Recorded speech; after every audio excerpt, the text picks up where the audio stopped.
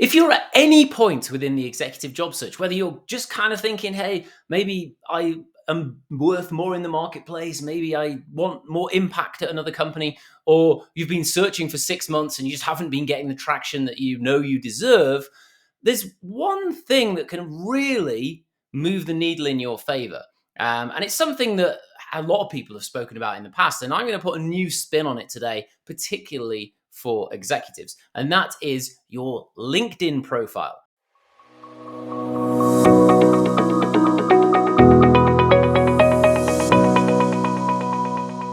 Now, obviously, if you don't have a LinkedIn profile, well, the first thing is you should go and get one, because there are many studies out there that show that not only just having a LinkedIn profile, but having a great LinkedIn profile leads to much more success in the job market.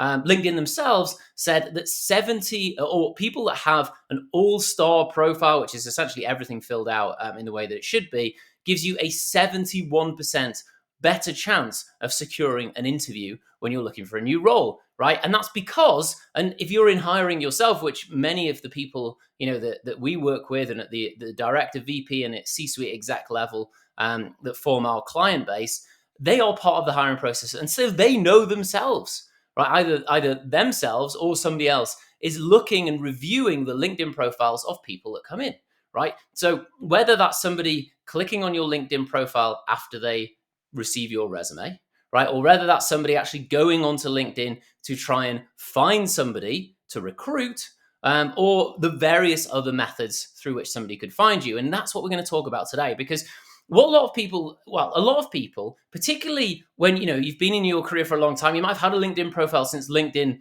was first created, back in the early 2000s. And you might not really realize the true value of all the different methodologies that you can use to attract attention to your profile, right? And you might even be thinking to yourself, oh, what happens if someone at my job finds out that I'm looking for a new role, right? We get fears like that come up all the time. So what I'm going to go through today is some of the things that you can change on your profile and the mindset shifts that you have to go through to really, truly realize what it is that your LinkedIn profile is actually for. So let's talk about that first. Now, obviously, your LinkedIn profile, you think of your LinkedIn profile as something that's your, many people think like this, that it's kind of your resume online, right? And obviously there's a little bit more, there's a profile picture and things on there, but most people think of it as their resume online. Now, if you've ever heard me talking about resumes, you'll know that there's one very important thing that we need to consider. And it's the same with LinkedIn, right? And that is that your audience for your LinkedIn profile is not you, right? And this is one of the most important things, because when it comes to resumes, and this is one of my biggest pet peeves, and one of the things that holds so many executives back, is they write a resume, or they have somebody else write a resume for them, which is just a list of all their achievements. It's just a list of all the things that they've done throughout their career, right? And it looks great in their eyes, right? It looks great in the person who's looking for a role. It looks fantastic. Problem is, though, you're not the audience. The audience is a hiring director or a hiring manager or a recruiter, right? If you're in the job search. Obviously, the audience could be something else. It could be a supplier. It could be an investor, depending on who it is that you're targeting. But we're talking specifically about the job search. And so your audience are those people. And so what you need to make sure is that you define the type of role that you want to get, and then you make sure that your LinkedIn profile reflects that. This is one of the biggest mistakes people make on their resume, first of all, and then it bleeds onto their LinkedIn profile, which is, hey, well, I did some operations at this company and some sales and marketing at this company and some business development over here. So if somebody looks at your resume or on your LinkedIn profile and they think, well, where does this person fit in?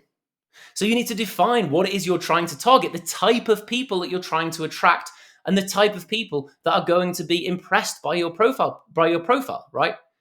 And that's the first thing that you need to do, because if someone's impressed by your profile, guess what? You've got there's much more likelihood, or a higher likelihood, that they're actually going to do something, right? So that's the first thing that you need to consider. Now, what you also need to take into account is that there are multiple ways that people can utilize your LinkedIn profile in the job search, right? We're talking about those hiring directors, the hiring managers, decision makers, recruiters, right? So let's think, first of all, about people who look at your resume.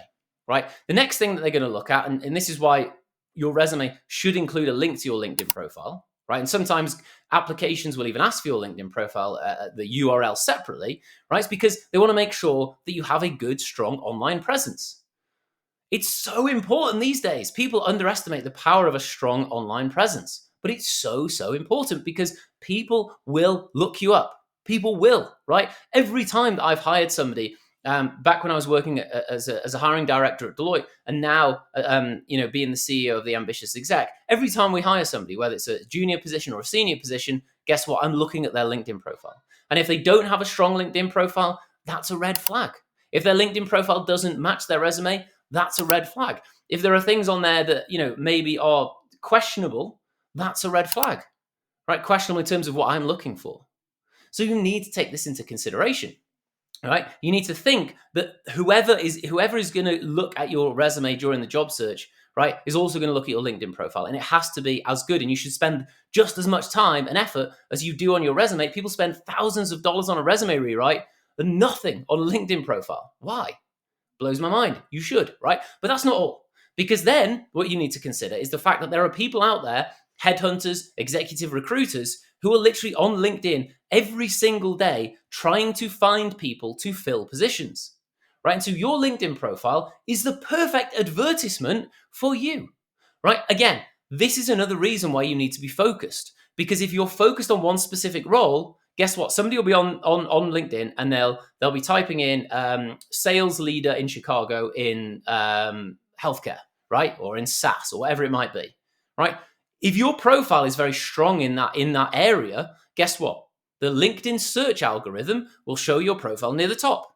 The person clicks on that profile, they go into your profile, it looks great, it looks well-rounded, it has all the information that they're looking for, and because you have that you're targeting that type of role, because that's your ideal role type, and that's what you've decided you're targeting, and you've set out your LinkedIn profile in that way, they're going to be very interested in talking to you. Like when we work with our clients, they see a huge uplift, not only in the work that they do in the job market, but just from updating their LinkedIn profile in the right way with the right back-end settings and the right profile activities, right? And they see people coming to them. So much more activity, so many messages from the right people asking them if they're open to opportunities and that they've got this role and are they interested in exploring further.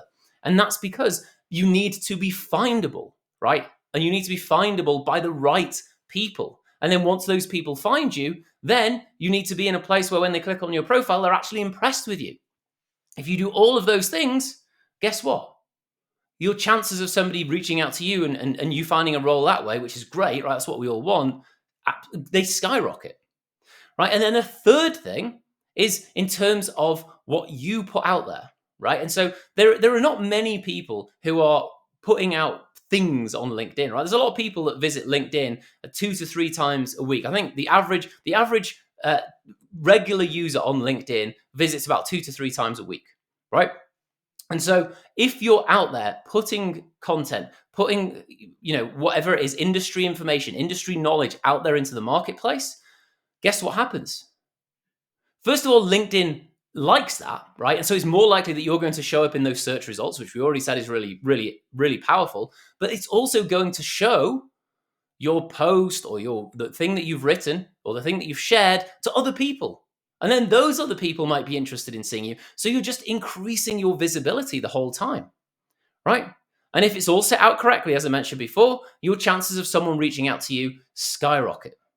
This is why it's so, so important. So specifically, what are some of those things that you need to get right on your profile, right? I'm not going to talk about the back-end settings. Just so you know, there's a lot of settings on your LinkedIn profile which can either really promote people being able to find you and your profile looking the way it should, and other settings which really harm your LinkedIn profile in many ways, right? Perfect example, I'll just give you one right now. You can turn off the people also viewed and suggested people that appear down the side of your LinkedIn profile, right? Why do you not want that to show up? Well, because when somebody visits your profile, what do you want them to concentrate on? You don't want them to see down the side, hey, maybe these people are better profiles to click on, because maybe they'll look at yours for a second and then they'll scan to the side and they'll see, oh, that person actually looks more interesting. I'll click there. And then you're out of their mind. We don't want that to happen, right? And that's one simple setting on LinkedIn's back end that most people don't know about. And there's many like that, right? Then we need to make sure our headline and our profile picture are perfect. Why is that? Because those are the things that show up off your profile. So if you write a post, that's the thing that shows up, right? If you if someone's searching for you in the search function of LinkedIn, right, that recruiters use, etc. Again, profile picture, headline. That is what they see, as well as your name, obviously, but you can't change that. And so, making sure that your headline and your profile picture are as good as they possibly can be, right? That is so important. Right, after that, the about section, that's important as well. People usually don't click the see more. So you've got about 5 sentences that you can fill in, right? And so you want that to be impactful. You want it to show exactly what you want, right? And again, the keywords for the LinkedIn search algorithm are really important. So using the example from before, if you would like to be a sales leader in Chicago in healthcare, right? Those should be the first few words of your about section. Those should be the first few words of your headline in your profile as well, right? Then what do we want to do? We want to make sure your experience matches your resume. It can, and this is one trick, it can actually have more. So your resume should never be more than 2 pages, however much experience you have. Never, because no one's going to read it. Your LinkedIn profile, though, could be as long as you want, because there are those see more sections. So LinkedIn will truncate those sections down. Now, people might not read them, right? But the more information you have on there, the better, right? And you want your career pathway to reflect exactly what your resume reflects, and also specifically thinking about who that audience is, and if you want them to hire you as a SaaS sales leader in Chicago, that all your experience points to being good at that type of role, right? And then there's other things on LinkedIn like your education, endorsements, and skills, and all those different things. How relevant are those? Not that relevant, right? What's the most relevant of those things that I mentioned just now? And also, as an added bonus, if you are posting things, you are adding, content to LinkedIn, whether that's sharing other things that you found, whether that's writing your own stories or posts or thought leadership articles, that will show up on your profile as well in an activity section, which is super helpful. Because again, that shows that you're someone who's active on LinkedIn. And typically, the people who are more active on LinkedIn are the ones who are more active in the workplace, the ones who are going out there and building connections, right? So there's so many things that you can do. But the key ones I want you to focus on today are, remember what the purpose of LinkedIn is. It's not just somewhere that you just need, like, oh, I just need it for my job search, right? You do, but make sure you're using it in the right way, which is making sure that you understand that somebody, if they look at your resume, they're going to look at that as well. You want people, recruiters, headhunters, to actually find your profile, right? But your headline and your profile picture are the most important things, because they're the things that appear off your profile when you do post something or you come up in the search results. When someone looks at your profile, it should be focused on them, so you could attract the correct audience, and that's how you get the right people reaching out to you, right? And then remember about those LinkedIn backend settings as well, right? There are lots and lots of things that you can get right when it comes to your LinkedIn profile, and if you do, it's going to be hugely helpful for your executive job search. So implement some of these things that I talked about today, and I promise that's going to have a huge uplift in terms of the success you have from your LinkedIn profile in the executive job search.